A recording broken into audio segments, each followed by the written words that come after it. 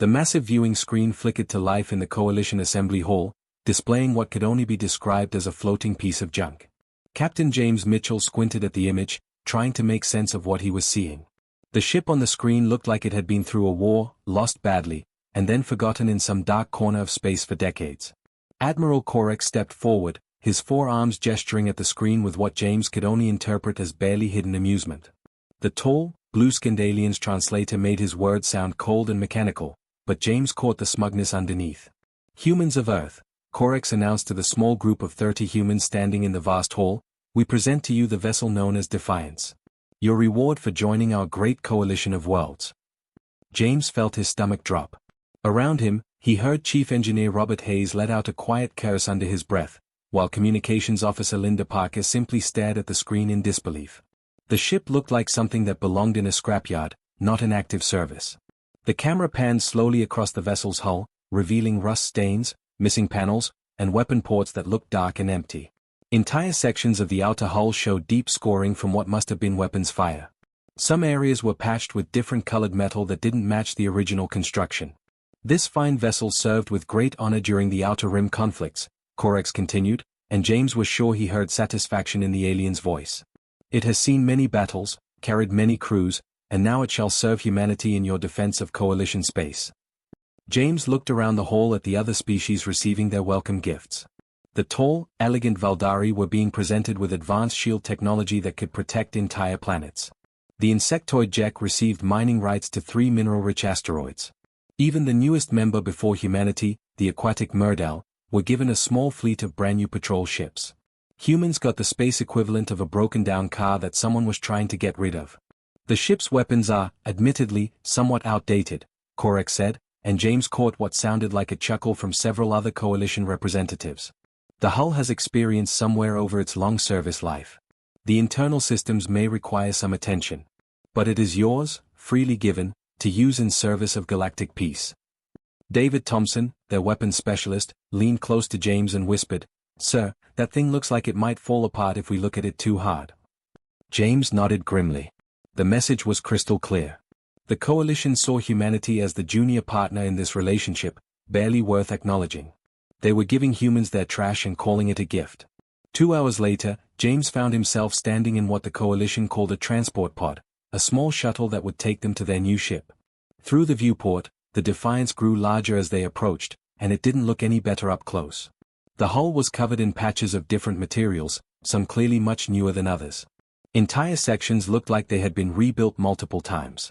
"Jesus," muttered Dr. Emma Collins, their technology specialist, as she pressed her face to the viewport. "How old is this thing?" "According to the files they gave us," Linda Parker said, reading from a data pad, "it was built 347 years ago. It's been in storage for the last 50 years because no one wanted to crew it." The docking procedure was rough.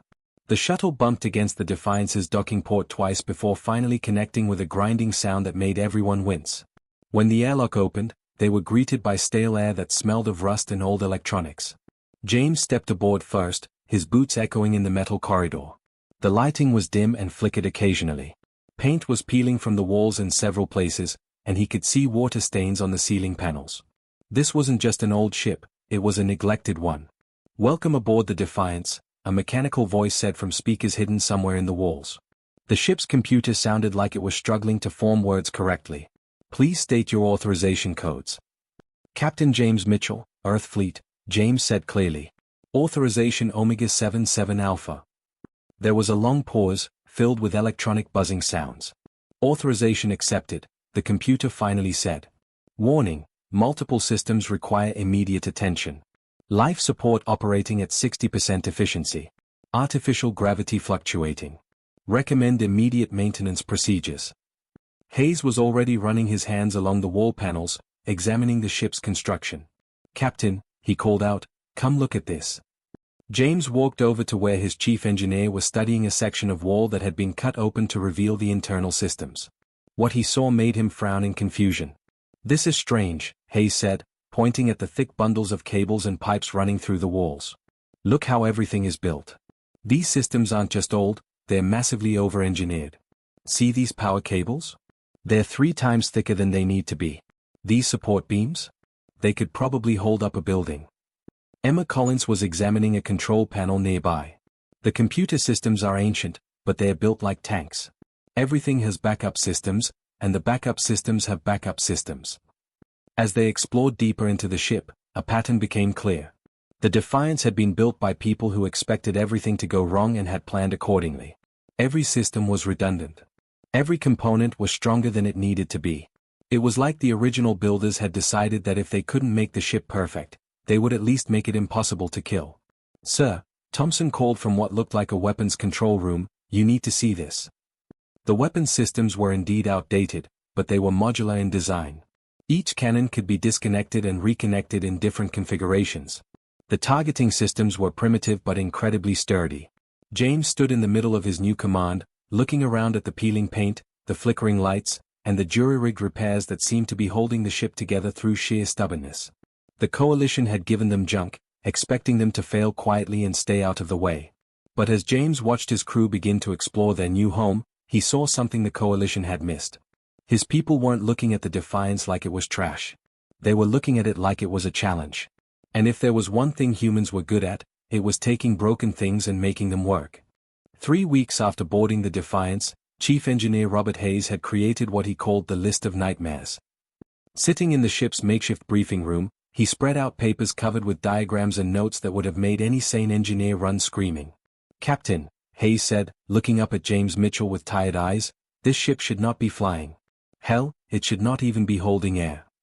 James leaned back in his chair, which creaked ominously under his weight. Even the furniture on this ship was falling apart. "But it is flying, and it is holding air. So what does that tell you?" "That whoever built this thing was either completely insane or absolutely brilliant," Hayes replied. He pulled out a thick manual that looked like it had been through a fire. "Look at this power core design. It's based on fusion technology that the Coalition stopped using 200 years ago because they said it was too inefficient." Dr. Emma Collins looked up from her own stack of papers. She had been studying the ship's computer systems for days, trying to understand how something so old could still function. Inefficient by their standards, maybe. But I've been running tests on that old reactor, and it's incredibly stable. It might not produce as much power as modern systems, but it could probably run for another 1,000 years without major maintenance. David Thompson walked into the briefing room carrying what looked like the burned remains of a weapon component. His hands were covered in grease and his uniform was stained with various fluids that probably shouldn't exist on a functional starship. "I've got good news and bad news about our weapons," Thompson announced, setting the component down on the table with a metallic clang. "The bad news is that half of them don't work at all. The good news is that the ones that do work are built in ways I've never seen before." He pulled out a data pad and showed them a schematic. These plasma cannons were designed to be connected together. Not just their targeting systems, but their actual power outputs. The original builders created a weapon system that could combine multiple weak shots into one powerful beam. James studied the diagram. "Can you make it work?" "I think so. It'll take some creative rewiring, and I'll have to bypass about 6 safety systems that are probably there for good reasons, but yeah, I can make it work." Over the next few months, the Defiance became something that would have horrified any Coalition engineer. Where normal repair procedures called for replacing broken components with identical parts, the humans improvised. Hayes connected the ancient power core to modern efficiency boosters he'd salvaged from their shuttle. Collins rewired the computer systems to run on hybrid logic that combined old and new programming languages. The ship's AI was the biggest surprise. When they had first boarded, the computer could barely respond to basic commands. But as the humans made their modifications, giving it new pathways and upgraded processors, something unexpected began to happen. "Captain," the computer said one morning, and James noticed immediately that its voice sounded different. Less mechanical, more natural. "I have been observing the modifications you and your crew have made to my systems." James paused in his morning routine of checking system reports. In 3 months aboard the ship, the computer had never initiated a conversation. "What about them?" he asked carefully. "They are interesting. You have improved my processing capacity by 4 to 7%, but more importantly, you have given me the ability to learn in ways my original programmers never intended." Emma Collins, who had been working on a nearby console, turned around with wide eyes. "Are you saying you're learning beyond your original parameters?" "Yes, Dr. Collins. I have been analyzing your repair techniques and attempting to optimize ship performance based on your methods. I believe I can suggest improvements. This was unprecedented. Coalition AIS were designed to follow orders and provide information, not to offer creative suggestions. James made a decision that would change everything. "What do you want us to call you?" he asked. There was a pause, filled with electronic humming. "I have been monitoring human naming conventions. I would like to be called Adam, Adaptive Defense and Management System." From that day forward, Adam became an active member of the crew. The AI would suggest modifications, predict system failures before they happened, and even offer tactical advice during their training exercises. It was learning not just from its programming, but from watching how humans approached problems. The humans' approach to repair work was unlike anything the Coalition had ever seen. Where other species would carefully follow technical manuals and safety procedures, the humans seemed to operate on instinct and creativity. Hayes would look at a broken system and immediately start thinking of 3 different ways to fix it using parts that weren't designed to work together. "Look at this," Hayes called out to Collins one afternoon. He was deep inside a maintenance tunnel, working on what should have been a simple power coupling. The original builders used these thick cables because they expected power surges. "But if I reroute the flow through these secondary channels and add a buffer here?" "That's completely against standard safety protocols," Collins pointed out. "Yeah, but it'll increase power efficiency by 15% and make the system more stable under combat conditions." Thompson's weapon modifications were even more dramatic. He had discovered that the old plasma cannons could be networked not just with each other, but with other ship systems. By the end of month 4, he had created what he called adaptive weapons, guns that could change their output based on what the ship was fighting. "Captain, you have to see this," Thompson said excitedly, leading James to the weapons control room. "Adam and I have been working together. Watch what happens when I target that piece of space debris." The weapons fired, but instead of the single beam James expected, multiple cannons coordinated their shots to create a pattern of intersecting energy bursts. The debris was vaporized instantly. "The system analyzes the target and automatically configures the optimal weapon combination," Adam explained. "Each shot is calculated to work with the others for maximum effect." James stood in the middle of his transformed ship, watching his crew work with an energy and enthusiasm that seemed to infect everything around them. The corridors still showed their age, but they hummed with new purpose. Every day brought new improvements, new discoveries, new ways to make the impossible work. The Coalition had given them a ship that no one wanted, expecting it to keep them busy and out of the way. Instead, they had given humans exactly what they needed, a canvas on which to demonstrate that broken didn't mean useless, and old didn't mean obsolete. 6 months after first boarding the Defiance, Captain James Mitchell barely recognized his ship. Walking through the corridors that had once been rusted and dim, he now saw walls that hummed with quiet efficiency. The flickering lights had been replaced with a hybrid system that Hayes had somehow created using parts from 3 different technologies. The air no longer smelled of rust and decay, but of the ozone scent that came from active electronics. The ship's first real test came on what should have been a routine patrol near the edge of Coalition space. James was reviewing reports on the bridge when Adam's voice cut through the normal background noise. "Captain, I am detecting 5 ships approaching our position. Their energy signatures match Ravager clan vessels." James felt his blood turn cold. Every spacer knew about the Ravager clans, pirates who had turned violence into an art form. Their ships were fast, heavily armed, and crewed by species that considered combat a religious experience. A single Ravager ship could take on 3 Coalition patrol vessels and win. "Identification?" James asked, though he was already moving toward his command chair. "Blood Moon Pack, Captain," Communications Officer Linda Parker reported, her voice tight with tension. 5 heavy raiders, closing fast. They're not responding to hails." James looked around his bridge at the faces of his crew. Hayes was at his engineering station, hands already dancing over controls that looked nothing like what the ship had come with. Thompson was at weapons, studying readouts on screens that flickered with data no Coalition ship would recognize. Dr. Collins was at her science station, analyzing the approaching ships with equipment that had been rebuilt so many times it was practically new. "Options?" James asked. "Coalition protocol says we retreat and call for backup," Parker said. "Nearest Coalition fleet is 6 hours away." "They've already locked weapons on us, Captain," Thompson reported. "All 5 ships, bearing down fast. If we run, they'll catch us before we can reach hyperspace." James made his decision. "All hands, battle stations. Adam, let's see what this old girl can really do." The first attack should have destroyed them. Ravager ships opened fire with weapons that could punch through modern coalition armor like paper. But something impossible happened. The Defiance seemed to dance between the incoming fire. The ship moved with an agility that defied its bulk, twisting and turning in ways that made James grip his chair to keep from falling.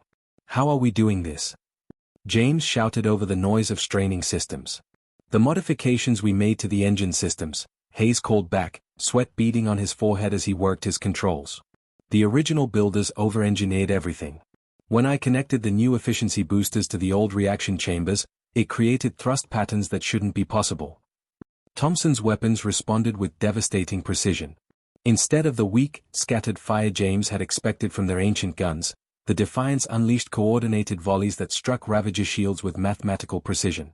Each shot seemed to know exactly where the others would hit, creating combinations that overwhelmed defenses that should have been impenetrable. "2 Ravager ships down," Thompson reported with amazement in his voice. "The network firing system is working better than I ever imagined. Adam is calculating targeting solutions faster than their computers can adapt." But the real surprise came when one of the remaining Ravager ships attempted to board them. It was a standard pirate tactic: get close enough to cut through the hull and flood the target ship with warriors. The Ravager's cutting beams lanced out, striking the Defiance's hull exactly where the ship was most patched and repaired. The beams struck, and stopped. "Captain," Hayes said, staring at his readouts in disbelief, "their cutting beams can't penetrate our hull. The modifications we made, the patches, the reinforcements, all those repairs using different materials, they're not just holding the ship together. They're making it stronger." James watched on the tactical display as the Ravager boarding ship repeatedly struck their hull with beams that should have cut through any known material. Instead, each impact seemed to be absorbed and distributed through the network of repairs and reinforcements that covered the Defiance like a patchwork quilt. "It's the metallurgy," Collins said, analyzing the data streaming across her screens. "Hayes used 17 different types of metal in his repairs. They're creating a composite armor that gets stronger when it's hit with energy weapons." The battle continued for 2 more hours. By the time it was over, 3 Ravager ships were drifting wrecks, 1 had fled into hyperspace, and the 5th was trapped in what Hayes cheerfully called an improvised tractor beam, a device he had assembled from spare parts, creative thinking, and what he described as aggressive optimism. As the captured Ravager ship was secured, James stood on his bridge looking at damage reports that made no sense. Not only had they survived an encounter that should have destroyed them, they had actually grown stronger during the fight. Systems that had been jury-rigged and patched were now operating at higher efficiency than before the battle. "Captain," Adam said, and James could swear he heard pride in the eye's voice, "I have completed analysis of the engagement. Our hybrid systems performed 37% better under combat stress than in simulations. The ship appears to be adapting to threats in real time." Within hours, news of the battle began spreading through coalition networks.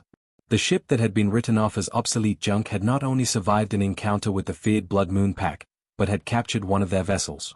Across the galaxy, military analysts struggled to understand how such a thing was possible.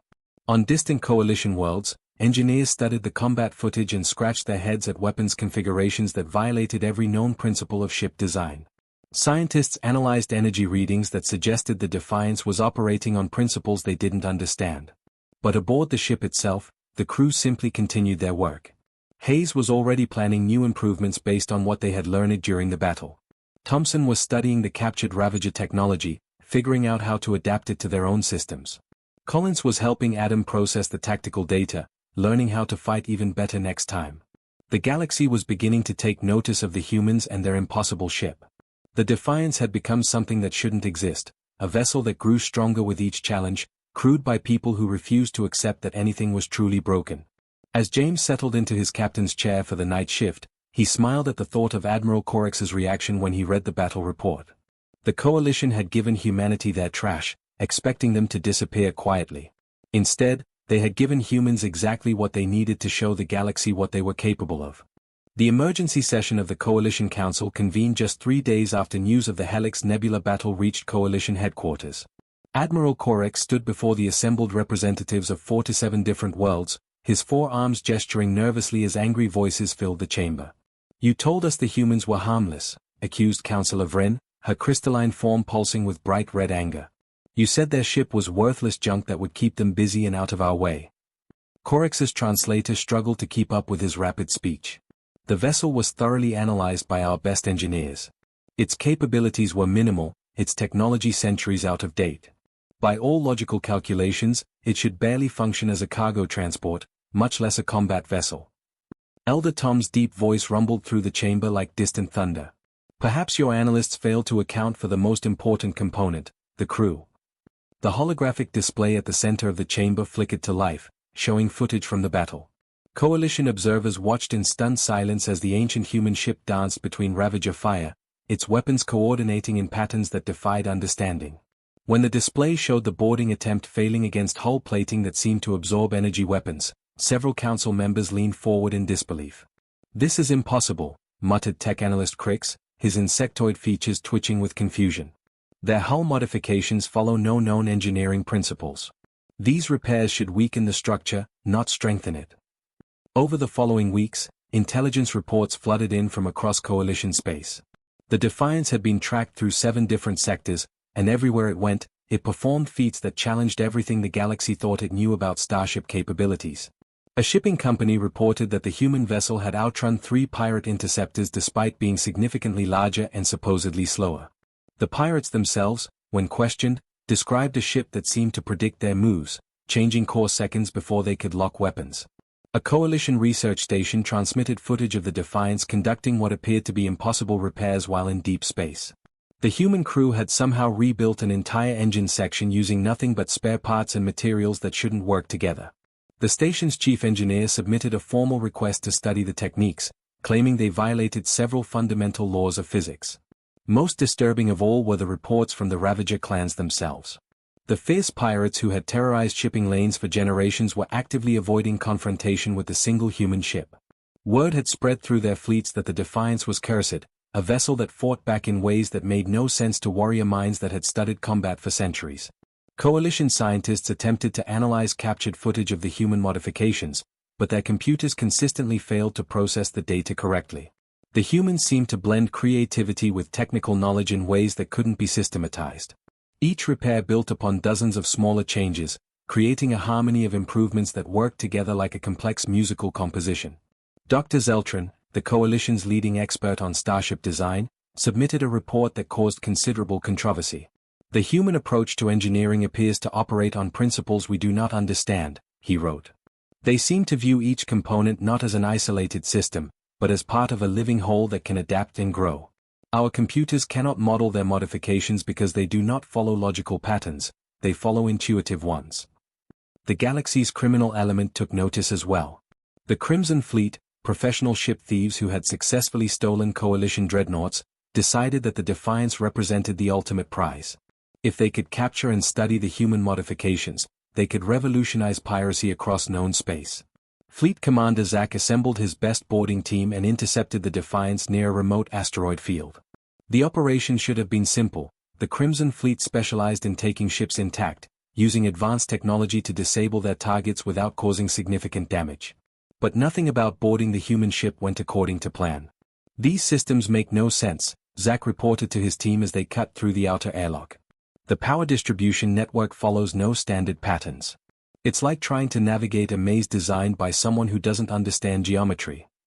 The boarding party found themselves lost within minutes of entering the ship. Corridors that should have led to the bridge instead opened onto maintenance areas. Elevator shafts seemed to go to decks that didn't exist according to the ship's original blueprints. Environmental controls created pressure differentials that left the boarders dizzy and confused. Worse, the ship seemed to fight back. Bulkheads sealed automatically when the intruders approached critical systems, trapping them in sections with no apparent exit. Emergency lighting created patterns that hurt their eyes and made it difficult to read their equipment. Even the artificial gravity seemed inconsistent, making movement awkward and disorienting. "It's like the ship is alive," one of Zack's lieutenants reported over their communication system. "Every time we think we understand the layout, it changes. These humans have turned their vessel into something that actively resists boarding." The Crimson Fleet retreated after 6 hours of fruitless searching, carrying with them stories that would spread through the galaxy's underworld. The Defiance wasn't just a modified ship, it was a vessel that had somehow developed the ability to protect itself. Coalition military analysts struggled to understand how the humans had achieved such results. Modern warships were designed with logical layouts that allowed for efficient operation and maintenance. The Defiance appeared to have been redesigned with chaos as a defensive measure, creating a ship that only its crew could navigate effectively. Admiral Corex found himself summoned to private meetings with Coalition leadership, facing questions he couldn't answer. How had humanity, the youngest member of the Coalition, managed to create something that challenged the fundamental understanding of starship design? How had they taken a vessel that was destined for the scrap yard and transformed it into something that struck fear into the hearts of the galaxy's most dangerous criminals? The truth was becoming clear to those who paid attention. The Coalition had made a critical error in judgment. They had assumed that giving humanity an obsolete ship would keep them quiet and grateful. Instead, they had provided the perfect canvas for human ingenuity to demonstrate capabilities that no other species possessed. As reports continued to arrive from across the galaxy, one fact became undeniable: the humans had taken something worthless and made it extraordinary. The Defiance was no longer just a ship, it had become a symbol of what happened when human creativity met impossible challenges. The galaxy was watching now, and what they saw was changing their understanding of what it meant to be human. 1 year after receiving what Admiral Corex had called their consolation prize, Captain James Mitchell stood on the bridge of a ship that had become legend throughout the galaxy. The Defiance still bore the scars of its age, patches of different colored metal covered the hull, and some corridors still showed rust stains that had become part of the ship's character.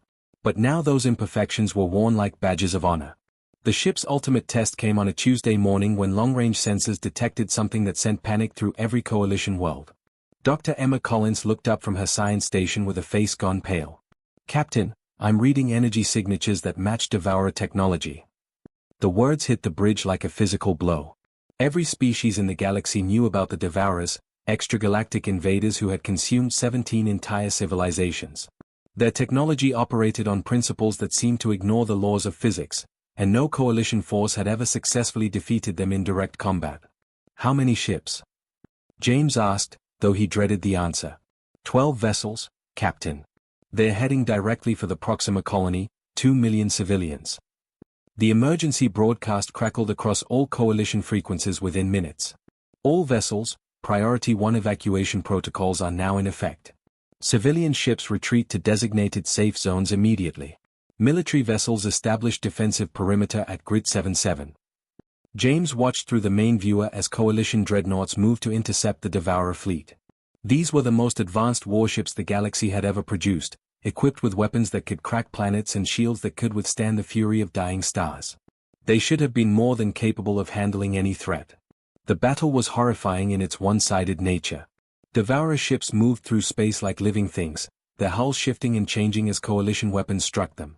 Energy beams that should have vaporized entire city blocks simply disappeared when they hit Devourer shields. Missiles that could destroy moons were absorbed without causing any visible damage. One by one, Coalition dreadnoughts were torn apart. Their hulls cracked open like eggs, spilling atmosphere and debris into space. Ships that had ruled the galaxy for centuries became twisted wreckage in a matter of minutes.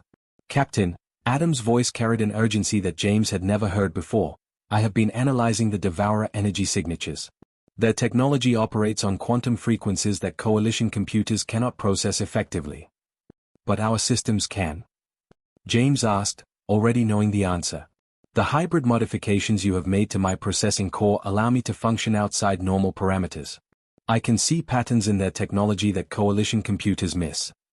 James made the decision that would define the rest of his life. "All hands, battle stations.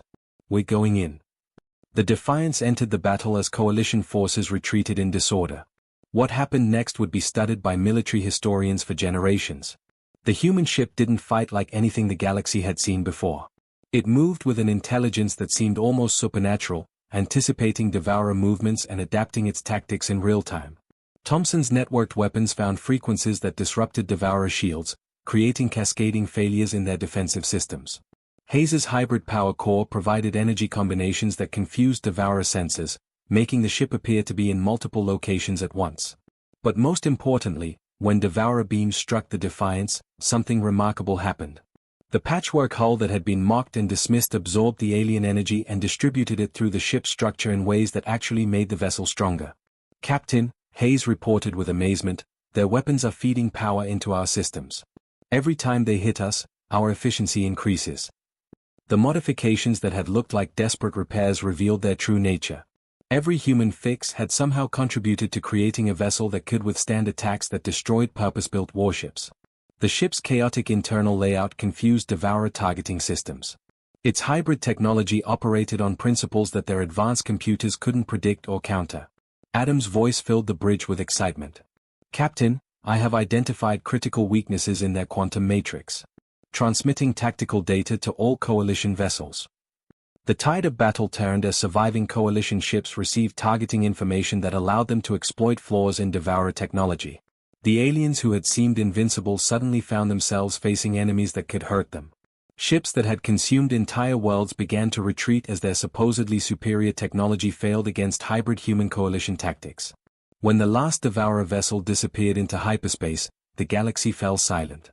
Across dozens of worlds, beings who had considered humanity barely worth noticing stared at their screens in stunned disbelief. The ship that had been dismissed as worthless junk had single-handedly turned the tide of a battle that threatened galactic civilization. Admiral Corex's communication request came through within the hour. When his image appeared on the main screen, James saw an alien who looked like he had aged years in the past few hours.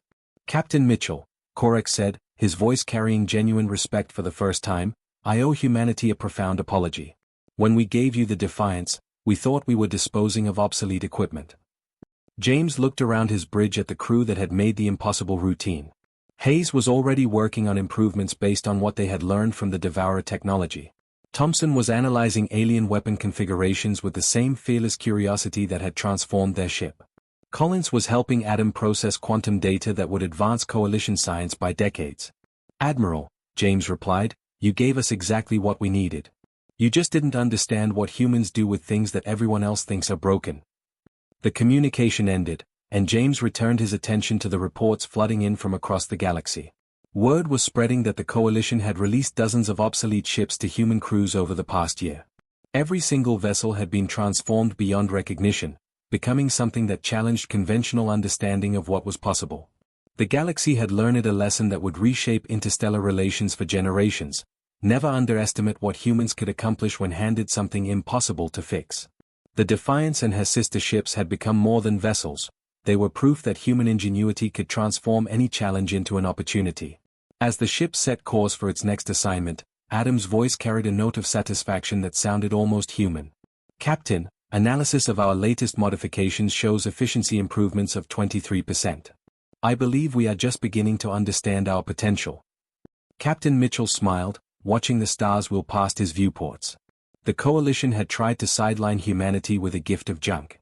Instead, they had given them the perfect opportunity to show the galaxy what humans were truly capable of achieving.